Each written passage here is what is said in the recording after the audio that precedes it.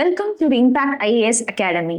இன்னைக்கு நம்ம பார்க்க போறது இன்டர்நேஷனல் ரிலேஷன்ஸ் டாபிக்ல இருக்க ஒரு மெயின்ஸ் கண்டென்ட், அதாவது இந்தியாவோட foreign policy with respect to US and China.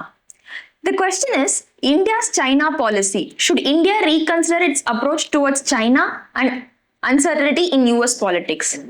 The question is, இப்போ யூஎஸ் சைனா ரெண்டுமே இந்தியாவோட ட்ரேடிங் பார்ட்னர்ஸ். நம்ம ரீசன்ட் டைம்ஸ்ல யூஎஸ்ல நடக்கிற குழப்பங்கனால நம்ம சைனாவை நோக்கி நம்மளோட ட்ரேட் கன்சர்ன்ஸை ஷிஃப்ட் பண்ணுமா அப்படிங்கறத இன்னைக்கு நம்ம பார்க்க போறோம். ஃபர்ஸ்ட் ஆஃப் ஆல், நம்ம கரண்ட் இந்தியாவோட எக்ஸ்டர்னல் ட்ரேட் லேண்ட்ஸ்கேப் என்னங்கிறத நம்ம தெரிஞ்சுக்குவோம். First of all, export import இப்படி ரெண்டு இருக்குது ட்ரேட்ல. இந்தியாவோட பிக்கஸ்ட் இம்போர்ட் எங்கிருந்து நடக்குது அப்படின்னா சைனால இருந்து. China is India's biggest trading partner. But US இந்தியாவோட பிக்கஸ்ட் மார்க்கெட், அதாவது இந்தியா அதிகமா எக்ஸ்போர்ட் பண்றது யூஎஸ்க்கு தான். ஸோ இப்படி ரெண்டு இதரப்பட்ட ட்ரேட் கண்ட்ரீஸ் கூட இந்தியா எந்த மாதிரியான ரிலேஷன்ஷிப் வச்சுக்கணும் அப்படிங்கிறத நம்ம இந்த வீடியோல பார்ப்போம்.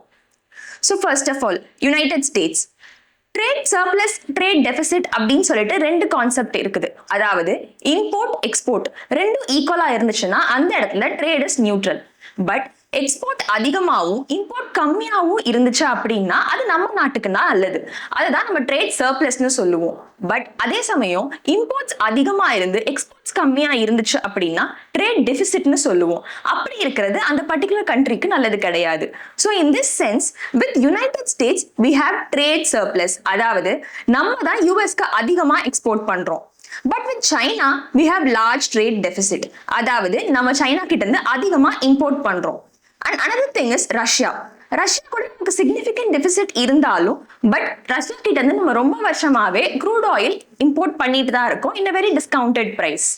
ஸோ இப்போ ட்ரெண்ட்ல என்ன இருக்குது அப்படின்னா, இந்தியா ரீசெண்டா ஆயில் இம்போர்ட்ஸை ரஷ்யா கிட்ட இருந்து குறைச்சிட்டு யூஎஸ் கிட்ட இருந்தும் வெனிசுலா கிட்ட இருந்தும் வாங்க ஆரம்பிச்சிட்டாங்க.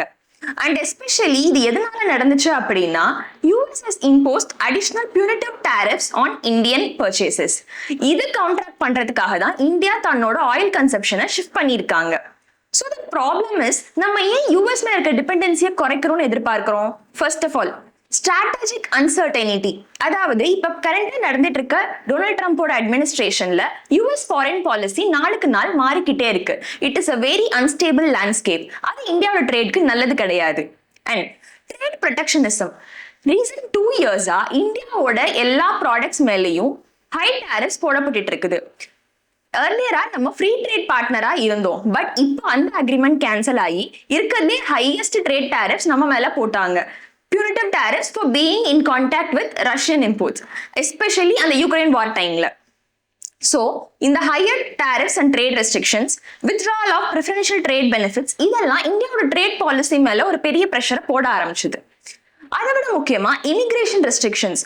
முன்னெல்லாம் நம்ம இந்தியா மேன் பவரையும் எக்ஸ்போர்ட் பண்ணிட்டு தான் இருந்தோம். அதாவது H1B விசா மூலமா இந்தியன்ஸ் நிறைய பேர் அங்க போய் சர்வீஸ் செக்டர்ல ஒர்க் பண்ணிட்டு இருந்தாங்க.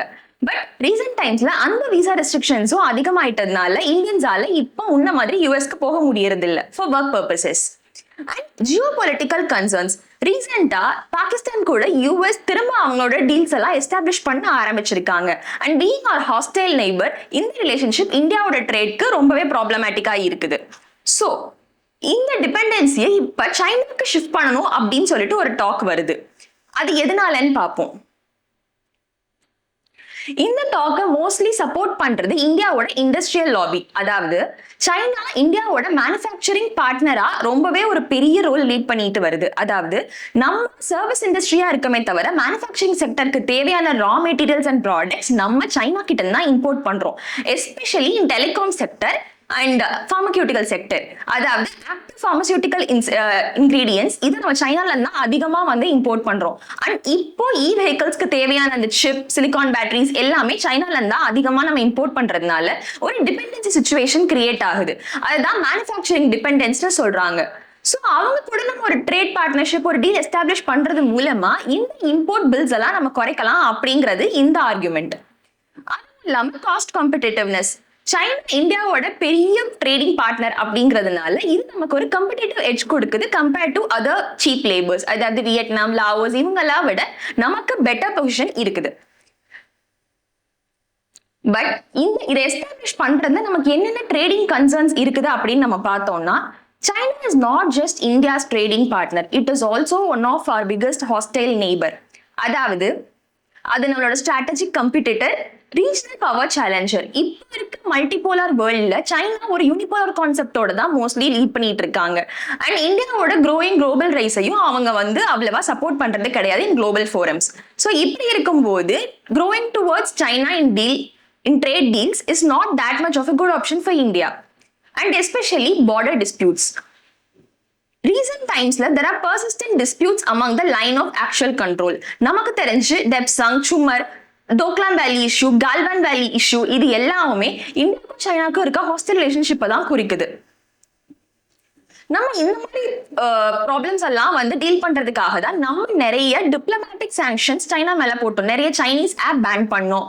அவங்களோட நிறைய டேட்டா டிரான்ஸ்மிஷன் இஷ்யூஸ்லயும் நம்ம கேர்ஃபுல்லான ஸ்டெப்ஸ் எல்லாம் எடுத்தோம்.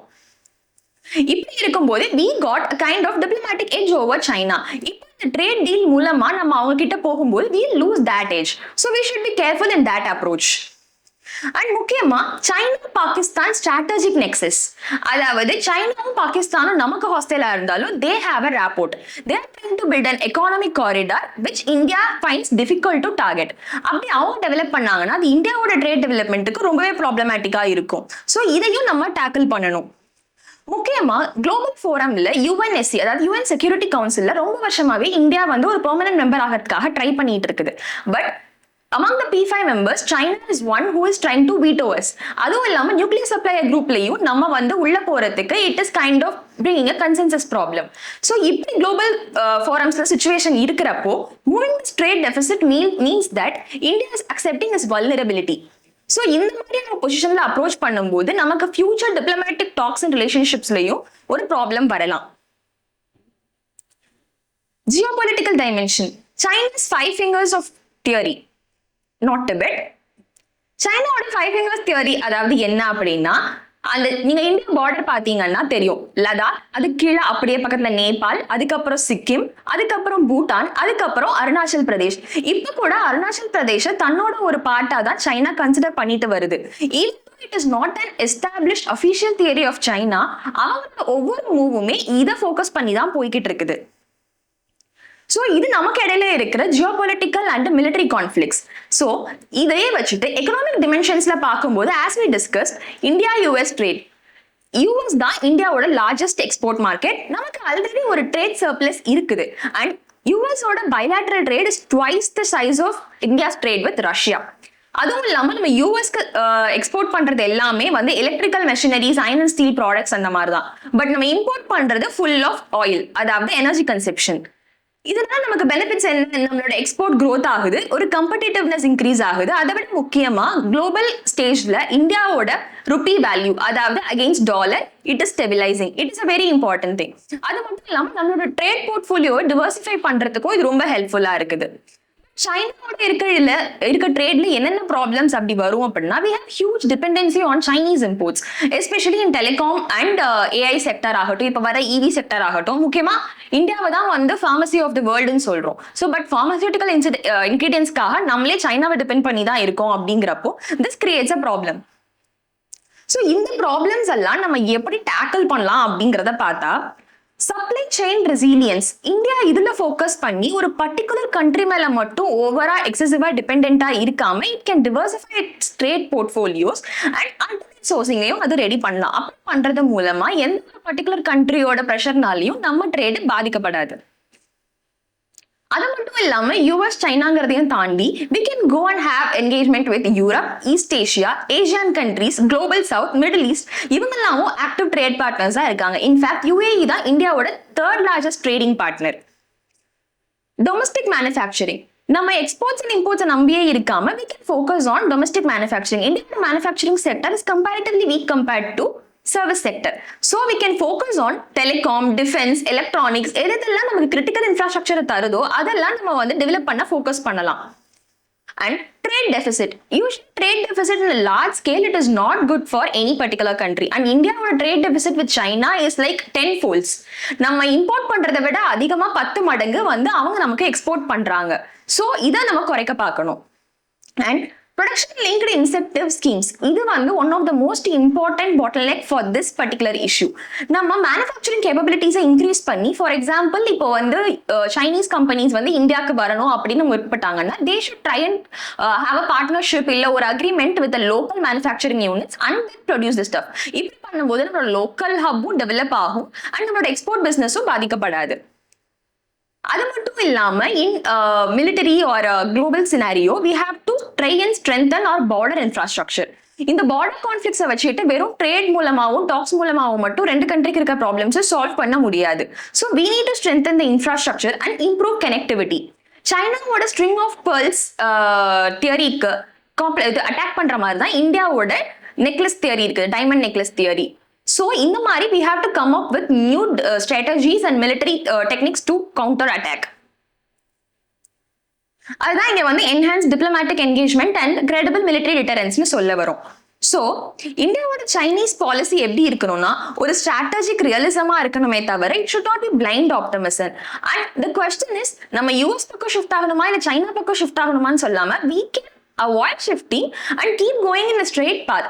We should not disturb the trade links that we have with both countries because ரெண்டு பக்கமுமே நமக்கு இம்பார்ட்டன்ட் எக்ஸ்போர்ட் நடக்குது. ஒன்று வந்து ஆயில் கன்சப்ஷன் இந்தியாவோட எனர்ஜி நீட்ஸை பூர்த்தி பண்ணுது, இன்னொன்று இந்தியாவோட ஃபார்மசி நீட்ஸை ஃபில் பண்ணிட்டு இருக்குது. ஸோ ரெண்டுமே நம்ம கிரிட்டிக்கல் இன்ஃப்ராஸ்ட்ரக்சரா இருக்கிறப்போ ஒரு கண்ட்ரிக்காக பக்கச்சுக்கிட்டு இன்னொரு கண்ட்ரி பக்கம் சாயறது it will not do good for our country in its whole.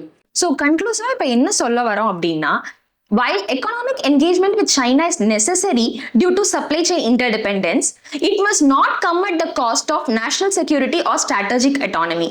அதே போல uncertainty in US policy reinforces the need for India to avoid over-dependence on any single partner. So, a balanced approach combining multi-alignment, economic diversification, domestic capability building, and credible deterrence serves India's long-term interests. So இந்த வீடியோவில் நம்ம தெளிவாக இந்தோ China US policies பற்றி பார்த்தோம். So மற்ற டாபிக்ஸை நம்ம upcoming வீடியோஸில் பார்ப்போம். தேங்க்யூ. ஐஏஎஸ் ஐபிஎஸ் ஆகணும்னு கனவு இருக்கிற ஸ்டூடெண்ட்ஸ்க்கு தேவையான முக்கியமான 3 விஷயம் என்ன சார்? யூபிஎஸ்சி அப்படின்னு வரும்போது எல்லாருக்குமே வந்து ஒரு தெளிவான இலக்கு அப்படிங்கிறத நிர்ணயிச்சுட்டு நான் இதுக்கு ஹார்ட் ஒர்க் பண்ண ரெடியா இருக்கேன், என்ன நோக்கத்துக்காக நான் இந்த பயிற்சி எடுத்துக்க வர்றேன், கோல் என்ன அப்படிங்கிற clarity is very much important. First ஒரு சரியான வழிகாட்டி, நீங்க எந்த அளவுக்கு ப்ராப்பரா டிராவல் பண்றீங்க, உங்களோட ஃபோக்கஸ் கரெக்டா இருக்கா, is there any deviation from the preparation. நம்ம இம்பாக்ட் ஐஏஎஸ் அகாடமி இந்த இயர் ஆகஸ்ட் பேட்ச்க்கான ஒரு இன்டேக்கை இப்போ அட்மிஷன்ஸ் ஓப்பன் பண்றோம். நம்மளோட ஸ்பெஷாலிட்டி என்ன அப்படின்னு பாத்தீங்கன்னா, பொதுவாக கோச்சிங் சென்டர்ஸ் அப்படின்னாலே ஒரு 100-200 பேர் உள்ள உட்கார வச்சிருவாங்க. ஸோ அப்போ எல்லாரும் டீச் பண்ணிட்டு போயிட்டே இருப்பாங்க, நம்ம வேணா நம்ம தான் பிக்கப் பண்ணிக்கணும் அப்படின்னு சொல்லுவாங்க. அந்த மெத்தட்ல இருந்து நம்ம டிவியேட் ஆகி ஒரு லிமிட்டட் நம்பர் ஆஃப் ஸ்டூடெண்ட்ஸோட ஒரு பர்சனலைஸ்டு மென்டாரிங், நீங்க எங்க உங்களோட ஸ்ட்ரென்த் இருக்கு, எங்க உங்களோட வீக்னஸ் இருக்கு அப்படிங்கறத ஐடென்டிஃபை பண்ணி உங்களை இந்த கோலையும் டெஸ்டினியும் நோக்கி கையை பிடிச்சி அழிச்சிட்டு போகிறது தான் இம்பாக்ட் ஐஏஎஸ் அகாடமியோட யூனிக் ஐடென்டிட்டி. இது குறித்து ஃபர்தர் இன்ஃபர்மேஷன் வேணும் அப்படின்னா அண்ணா நகர் ஈஸ்ட்ல இருக்க நம்ம இம்பாக்ட் ஐஏஎஸ் அகாடமியும் ஸ்டூடெண்ட்ஸ் விசிட் பண்ணலாம், அல்லது ஸ்க்ரீனில் தெரியிற நம்பரையும் அவங்க கான்டாக்ட் பண்ணலாம். Certainly our people will help them.